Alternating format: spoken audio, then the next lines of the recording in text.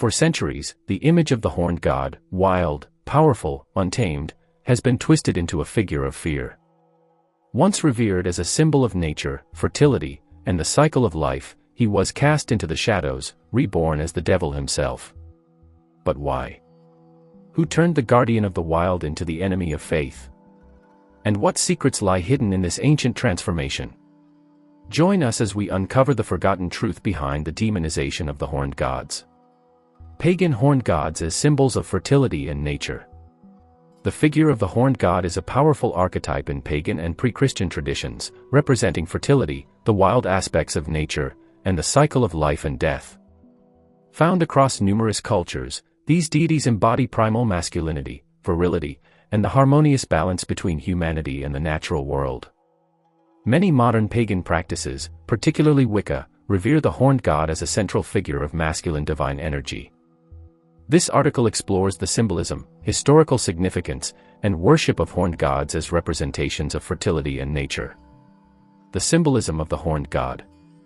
The horned god is commonly depicted with antlers or horns, signifying strength, connection to wildlife, and his role as a guardian of nature. His imagery is deeply linked to fertility, with horns often symbolizing sexual potency, renewal, and the life-giving force of the earth. The god is typically associated with cycles, seasons, birth, death, and rebirth, illustrating the interconnectedness of all living things. As a nature deity, the horned god embodies the wild, untamed aspects of existence. He is both hunter and prey, a protector of the forest and its creatures, yet also a symbol of the necessary sacrifice that sustains life. This duality makes him a powerful figure in fertility rituals and seasonal celebrations. Horned gods in different cultures. Cernunnos, Celtic tradition. Cernunnos, one of the most well-known horned deities, is a Celtic god associated with nature, animals, and abundance. He is frequently depicted seated in a meditative pose, adorned with antlers and surrounded by wild animals. Cernunnos is a god of the forest, guiding souls between realms and ensuring the prosperity of life. In Celtic mythology, Cernunnos symbolizes the cycle of life and death, acting as a conduit for the constant renewal of the earth. His image appears on the famous Gundestrup cauldron, reinforcing his significance in ancient European religious practices. Pan, Greek mythology. Pan, the Greek god of the wild, shepherds, and fertility, shares many traits with the horned god archetype. Often depicted with goat legs and horns, Pan is a deity of untamed nature, revelry, and erotic desire. His connection to fertility is evident in his association with flocks, fields, and sexuality. Pan's worship often involved music and dance, celebrating the joy and excess of life. His unrestrained nature embodies the chaotic but life-giving aspects of the natural world, emphasizing the importance of instinct and spontaneity. Herne the Hunter, English folklore.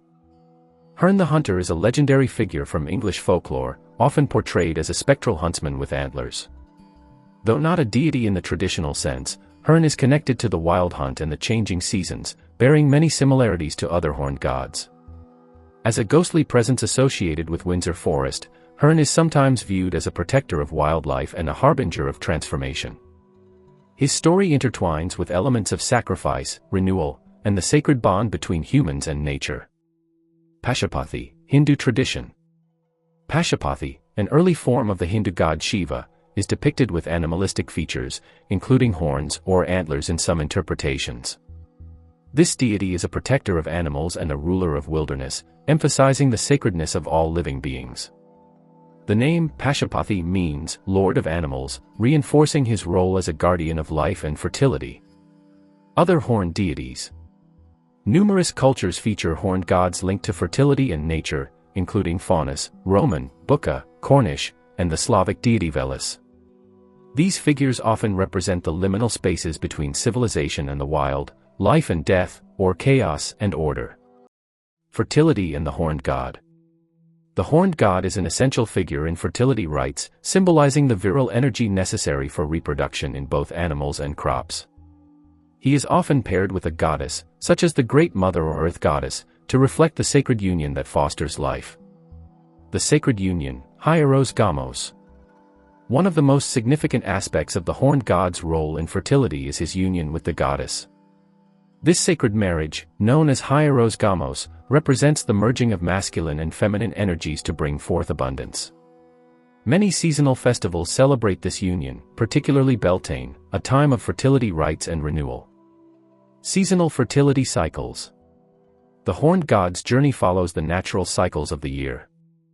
Spring and summer, he is in his prime, a symbol of virility and growth. This is the time of fertility festivals, emphasizing planting, reproduction, and vitality. Autumn, the god prepares for sacrifice, mirroring the harvest season where crops are cut down to sustain life. Winter, the horned god undergoes death and rebirth, often represented by his journey to the underworld, awaiting renewal in the coming spring.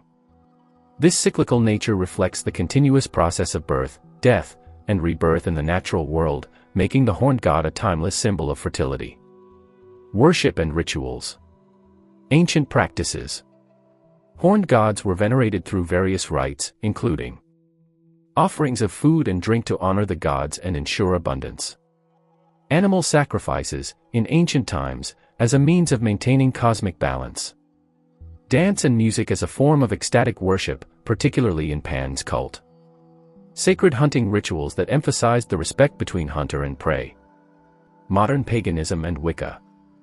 In contemporary pagan traditions, particularly Wicca, the horned god is a central figure. He is honored through seasonal festivals such as Beltane, fertility, and Samhain, death and rebirth. Meditation and visualization to connect with the wild aspects of the divine. Nature walks and ecological stewardship, embodying the reverence for life. Ritualistic reenactments of the sacred union, celebrating the balance of masculine and feminine energies. The horned god in contemporary culture. The image of the horned god persists in modern times, often misinterpreted due to Christian influences that demonized horned figures. However, recent revivals in paganism, folklore, and popular media have restored his role as a benevolent nature deity. Films, literature, and art frequently depict horned gods, sometimes blending their characteristics with mythical creatures like fauns or satyrs. This renewed interest highlights humanity's enduring connection to nature and the importance of ecological consciousness. The horned god remains a potent symbol of fertility, nature, and the cycles of life and death. Across cultures and traditions, he represents the raw, life-giving forces of the earth, ensuring balance and abundance. His presence in paganism and modern spirituality serves as a reminder of our intrinsic bond with the wild world and the sacred dance of creation. By honoring the horned god, practitioners reconnect with the rhythms of nature, celebrating the power and beauty of life itself. Christian reinterpretation of pagan symbols. Throughout history, Christianity has absorbed and reinterpreted various symbols from pre-Christian traditions. This process, known as syncretism, allowed Christian missionaries and theologians to convey religious truths in a manner that resonated with local cultures. Many symbols that originated in pagan traditions were not outright rejected but were instead given Christian meanings to facilitate the conversion process. This article explores several key pagan symbols that were reinterpreted in Christian theology and practice, demonstrating how Christianity adapted and transformed existing cultural elements to communicate its message. The cross and the sun symbolism. One of the most profound examples of Christian reinterpretation is the cross. Before Christianity, various cultures used the cross symbol in different ways. The Egyptian ankh, for example, was a representation of life and immortality. Similarly, in other ancient religions, the cross was associated with the sun and cosmic harmony. Christianity redefined the cross as the instrument of Christ's sacrifice and redemption. The adoption of the cross signified the victory of Jesus over sin and death, turning a symbol of suffering into one of hope and salvation. Early Christian leaders also integrated solar imagery into the faith, portraying Christ as the Son of Righteousness, Malachi 4 verse 2.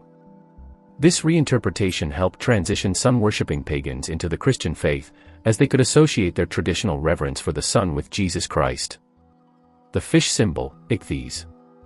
The fish symbol, or ichthys, was used in early Christianity as a secret sign of faith. However, fish symbolism predates Christianity. In ancient pagan cultures, fish were associated with fertility, femininity, and divine mysteries. The Greeks connected fish with Aphrodite, the goddess of love, while the Babylonians linked them to their fertility deities. Christianity adopted this symbol and gave it new meaning. The Greek letters of ichthys, iota chi theta upsilon sigma, stand for Jesus Christ, Son of God, Savior. This reinterpretation provided a sense of continuity while embedding core Christian beliefs into an already familiar image. The Christmas tree and evergreen plants. Evergreens, such as the Christmas tree, holly, and mistletoe, have long been associated with pagan winter solstice celebrations. The Norse, Celts, and Romans viewed evergreen plants as symbols of eternal life and renewal. During the Roman festival of Saturnalia, greenery was used to decorate homes in celebration of the return of longer days after the winter solstice. Christianity reinterpreted these symbols to align with its teachings. The Christmas tree, for instance, came to represent eternal life through Christ, while holly's red berries were likened to the blood of Jesus. The tradition of using evergreens in Christian celebrations helped bridge the gap between pagan customs and Christian theology, making conversion more accessible for new believers. The halo and sun discs. The halo, commonly seen in Christian iconography, is another symbol with pagan origins. In pre-Christian cultures, sun discs were often depicted around the heads of deities and important figures to signify divinity or enlightenment. The ancient Egyptians, Greeks, and Romans used this imagery to represent solar deities like Helios and Apollo. Christian artists adapted the sun disk into the halo, signifying the holiness of Christ, the Virgin Mary, and saints. This reinterpretation allowed for a visual continuity between pagan and Christian traditions, making it easier for converts to recognize and honor sacred figures within the new faith. The Celtic cross. The Celtic cross, distinguished by its circular ring intersecting a traditional cross, has deep roots in pre-Christian Celtic spirituality. The circle was an important symbol in Celtic culture, representing the sun, eternity, and the interconnectedness of life. Christian missionaries in Celtic lands adapted this symbol, incorporating the cross of Christ within the familiar circular motif. This synthesis allowed for a smoother transition from Celtic polytheism to Christianity, as the new faith appeared to honor traditional beliefs while conveying Christian teachings. Easter and the hare/rabbit symbol. Easter, the celebration of Christ's resurrection, aligns with ancient spring fertility festivals. The hare or rabbit, often associated with Easter, has long been a fertility symbol in pagan traditions, particularly in relation to the Anglo-Saxon goddess Easter. Christianity reinterpreted the themes of rebirth and renewal within the context of Christ's resurrection. Over time, the association of rabbits with Easter became a cultural tradition rather than a theological necessity, demonstrating how Christian holidays absorbed and repurposed existing symbols. The Christian reinterpretation of pagan symbols was a strategic and often organic process that facilitated the spread of Christianity. By incorporating familiar imagery, early Christians provided continuity and meaning to converts while reinforcing Christian theology.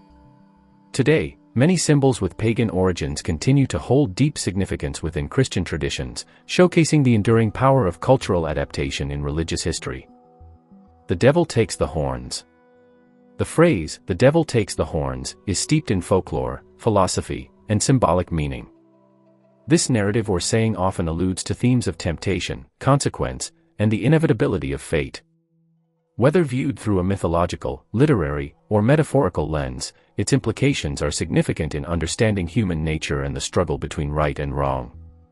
In this analysis, we will explore the possible origins, interpretations, and thematic importance of "the devil takes the horns," connecting it to historical, religious, and cultural frameworks.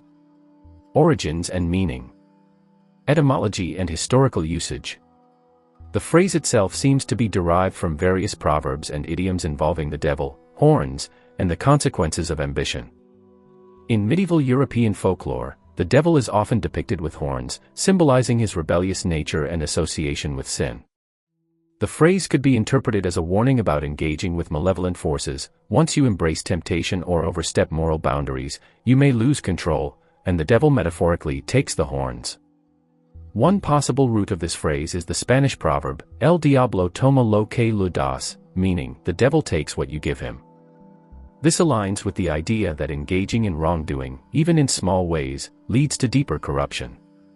Similarly, biblical references to the devil as a deceiver who rewards those who follow him with ruin support this concept. In some versions of the phrase, taking the horns refers to taking responsibility or power, but when the devil takes them, it implies a corrupting influence or an unavoidable downfall.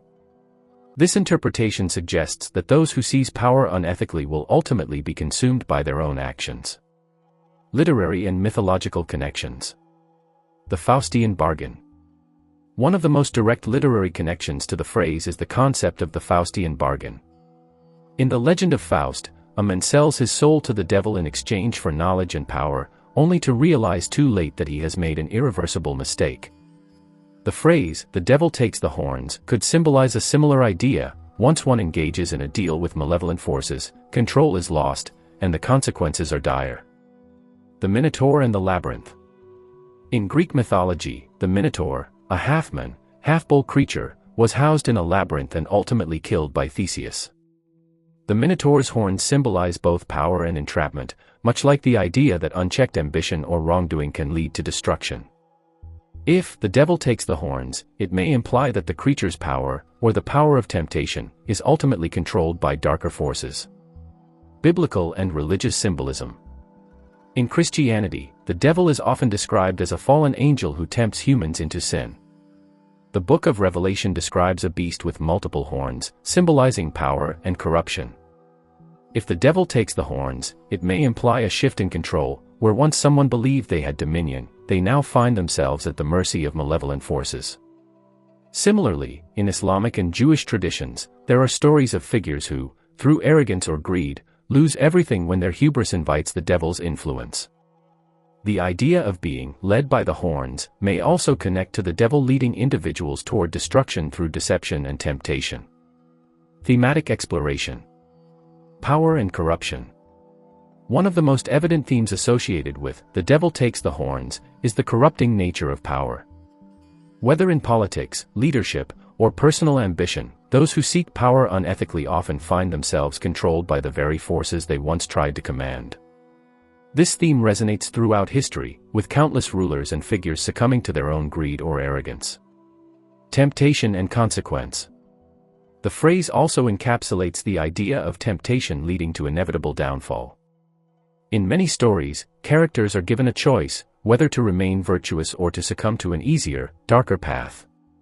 The phrase suggests that once one chooses the latter, the devil is in control, and escape is nearly impossible. Fate and inevitability. Another interpretation of the phrase connects it to fate. If the devil takes the horns, it could signify a loss of control, implying that certain choices set individuals on an irreversible path. This aligns with tragic literature, where protagonists make fateful decisions that seal their doom. Cultural and modern-day relevance. Politics and leadership. In modern political discourse, the idea of leaders being consumed by their own ambition aligns with the phrase's meaning.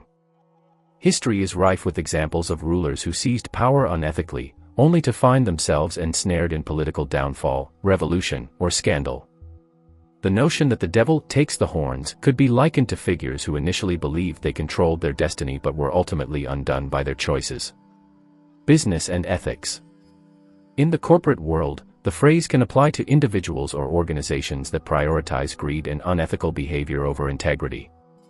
CEOs or leaders who manipulate markets, exploit workers, or engage in deception often find that their actions lead to legal trouble, financial ruin, or public disgrace. Personal morality. On an individual level, the phrase serves as a warning against moral compromise. Many stories, both fictional and real, involve people making small unethical choices that snowball into irreversible consequences. The idea that "the devil takes the horns" suggests that once one steps into a certain moral gray area, it becomes difficult to reclaim one's integrity. Psychological perspective. From a psychological standpoint, the phrase can be linked to cognitive dissonance and the slippery slope of unethical behavior. Studies in moral psychology suggest that once a person justifies small wrongdoings, they are more likely to continue engaging in increasingly unethical behavior. This aligns with the idea that once the devil takes the horns, the individual is no longer in control. Similarly, addiction psychology parallels this theme. Individuals who engage in destructive habits, whether substance abuse, gambling, or compulsive behavior, often find that what started as a choice becomes an inescapable cycle. "The devil takes the horns" is a phrase rich in meaning, touching on themes of power, temptation, and inevitable downfall. Whether examined through literature, mythology, religion, or psychology, it serves as a potent warning about the consequences of moral compromise. The phrase reminds us that once we tread down a dark path, regaining control may be impossible. In modern society, this lesson remains as relevant as ever, urging individuals to carefully consider their choices before allowing ambition, greed, or desire to dictate their fate. Witch hunts and fear of paganism. The history of witch hunts is a dark and complex chapter of human civilization, rooted in fear, superstition, and societal control. Witch hunts, which were prevalent in Europe and colonial America from the late medieval period through the 18th century, were often driven by a fear of pagan practices and a desire to suppress any form of spirituality that diverged from the dominant Christian orthodoxy. The fear of paganism played a crucial role in fueling accusations of witchcraft, as it was perceived as a challenge to the religious and social order. This essay explores the origins of witch hunts, the fear of pagan traditions, and the consequences of these persecutions. The origins of witch hunts. Witch hunts can be traced back to the medieval period when Christianity was solidifying its dominance in Europe. The Church sought to eradicate what it deemed heretical beliefs, including those associated with pagan traditions. Paganism, which encompassed indigenous European spiritual practices, was often demonized by Christian authorities who viewed it as a form of devil worship. The early medieval Church, however, did not initially focus on witchcraft as a major concern. It was not until the late medieval period and the Renaissance that fears of witches and their alleged pacts with the devil intensified. The publication of the Malleus Maleficarum in 1487 by Heinrich Kramer, a Dominican inquisitor, marked a turning point in the persecution of witches. This infamous text outlined how to identify, try, and punish witches, reinforcing the idea that witchcraft was a diabolical conspiracy against Christianity. The book gained widespread influence and contributed to the mass hysteria surrounding witchcraft in the following centuries.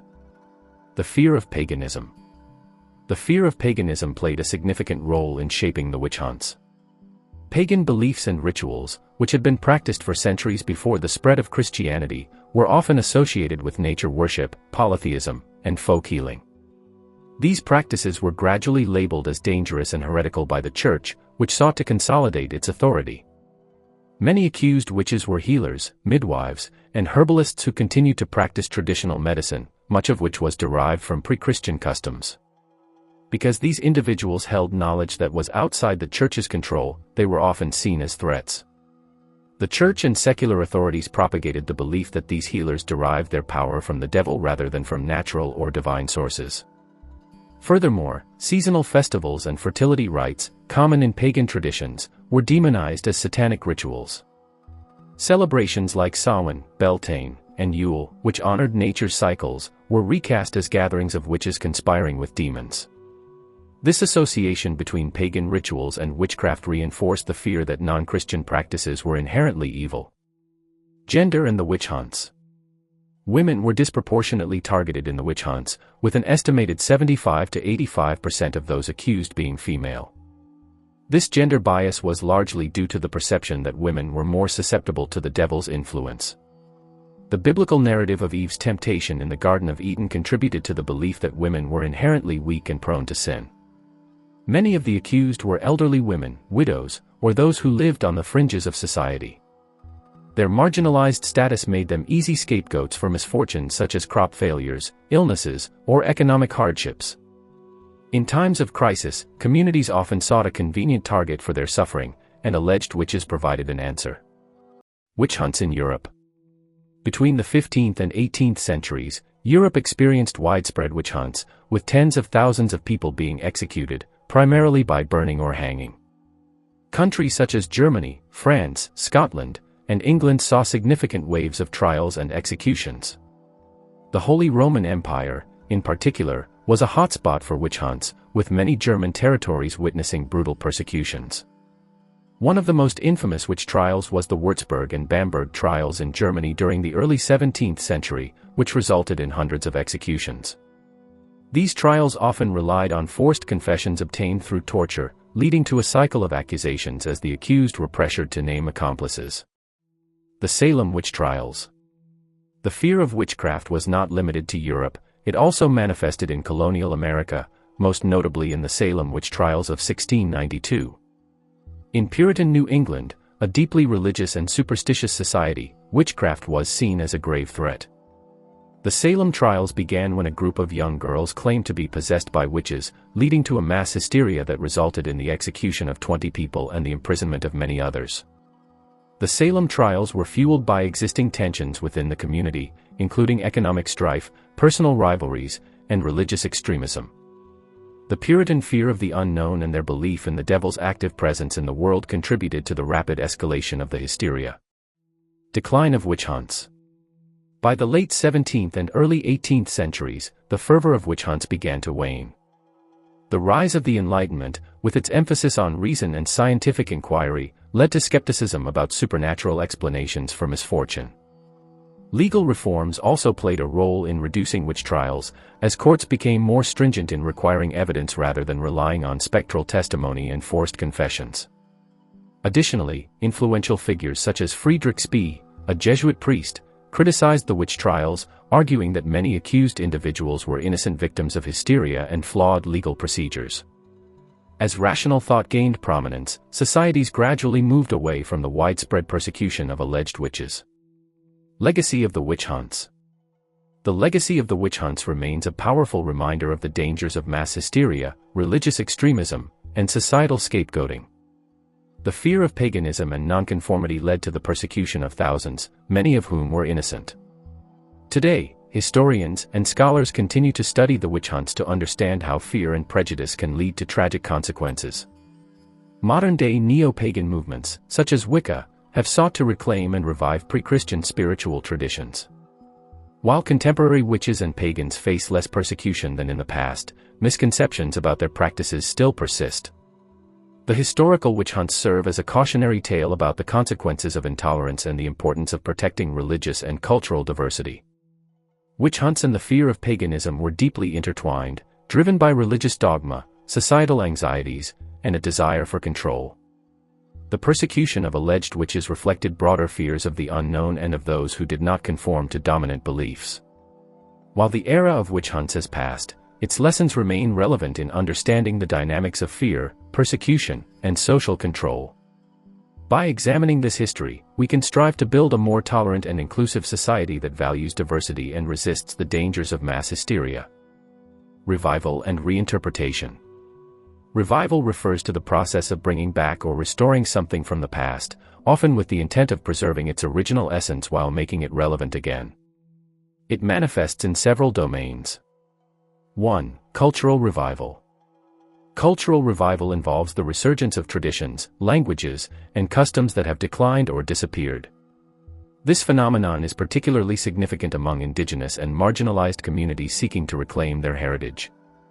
For example, language revival has gained momentum worldwide, with efforts to revive languages like Hawaiian, Cornish, and Hebrew. The revival of the Hebrew language in Israel is a remarkable case where a nearly extinct language was revitalized and transformed into a living, spoken language with millions of speakers today. Similarly, traditional music and dance forms often experience revival. The resurgence of flamenco in Spain, folk music in America, and classical Indian dance forms demonstrates how revival efforts can keep cultural expressions alive across generations. 2. Architectural revival. Architecture has long embraced revivalist movements that bring historical styles back into fashion. The Gothic revival of the 19th century, for instance, reintroduced medieval Gothic elements into modern structures, as seen in the designs of architects like Augustus Pugin. Another example is the Neoclassical revival, which resurrected Greco-Roman architectural principles in Western society, influencing grand buildings like the U.S. Capitol. 3. Religious and spiritual revival. Religious revivals have played a significant role in history, often reinvigorating faith communities and leading to social transformation. The Great Awakening in 18th-century America was a series of religious revivals that reshaped Protestantism and emphasized personal faith over institutional dogma. Similarly, the revival of pagan and indigenous spiritual practices in modern times represents an effort to reconnect with ancient beliefs. 4. Artistic and literary revival. Art and literature also witness periodic revivals, where old styles or forgotten artists gain renewed interest. The Renaissance, 14th to 17th century, was one of the most profound revival movements in history, bringing back classical Greco-Roman philosophy, art, and humanism. In literature, revivals of poetic forms like the sonnet or renewed interest in past authors like Shakespeare or Jane Austen demonstrate how past literary works continue to inspire new generations. Reinterpretation, adapting the old for the new. While revival seeks to restore past traditions, reinterpretation involves altering or reimagining past ideas to make them relevant to contemporary society. It is a creative and critical process that enables the past to evolve rather than simply repeat itself. 1. Literary reinterpretation. Classic texts often undergo reinterpretation to reflect new cultural and ideological perspectives. For instance, William Shakespeare's plays are frequently reimagined in modern settings, such as Baz Luhrmann's 1996 film Romeo and Juliet, which placed the tragic love story in a contemporary urban setting. Similarly, myths and folklore are continuously reinterpreted. Margaret Atwood's The Penelopiad, 2005, retells Homer's Odyssey from the perspective of Penelope, giving voice to a previously overlooked character. This feminist reinterpretation highlights how literature can be reshaped to challenge traditional narratives. 2. Artistic and cinematic reinterpretation. Visual art and cinema frequently reinterpret past works to suit contemporary sensibilities. The Impressionists, for example, reinterpreted classical painting techniques to explore light and movement in innovative ways. In film, directors like Christopher Nolan reimagine classic storytelling structures, as seen in his reinterpretation of the Batman franchise, The Dark Knight trilogy, which presents the superhero genre in a darker, more psychological manner. 3. Historical and political reinterpretation. Historical reinterpretation involves revisiting past events with a new lens, often incorporating previously ignored perspectives. The civil rights movement, for example, has prompted historians to reassess the roles of marginalized groups in history, leading to new insights and a more inclusive narrative. In politics, reinterpretation can shape national identity. Consider the reinterpretation of the American Revolution. While traditionally framed as a fight for freedom, modern historians examine its implications for enslaved peoples and indigenous communities, revealing a more complex and nuanced reality. 4. Religious and philosophical reinterpretation.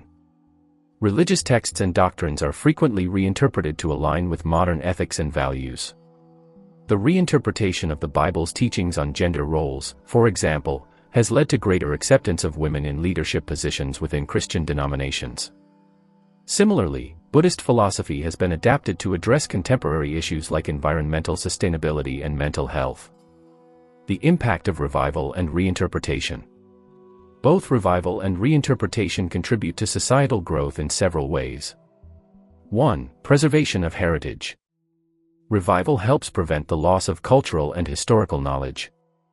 By bringing back traditions, languages, and artistic styles, societies maintain a connection to their roots and ensure continuity. 2. Cultural innovation. Reinterpretation fosters innovation by blending the old with the new. When classical music influences contemporary pop or when ancient myths inspire modern literature, creative fusion occurs, leading to fresh artistic expressions. 3. Social and political progress. Reinterpretation often drives social change. Feminist reinterpretations of history and literature, for example, challenge patriarchal norms and promote gender equality. Similarly, political reinterpretation can correct historical injustices and reshape national identities. 4. Religious and philosophical evolution. Religious reinterpretation allows faith traditions to remain relevant in changing times. By adapting spiritual teachings to modern ethical frameworks, religious institutions ensure continued engagement and inclusivity. Challenges of revival and reinterpretation. While these processes are beneficial, they are not without challenges. 1. Authenticity versus modernization. Revival efforts often struggle with balancing authenticity and modernization.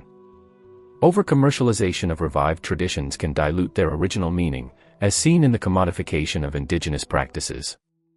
2. Resistance to change.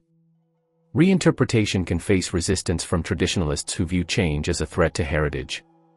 For instance, debates over historical reinterpretation in school curricula often spark political and ideological conflicts. 3. Misinterpretation and appropriation. Revival and reinterpretation can sometimes lead to cultural appropriation, where dominant cultures exploit marginalized traditions without proper understanding or respect. This has been a contentious issue in fashion, music, and spirituality.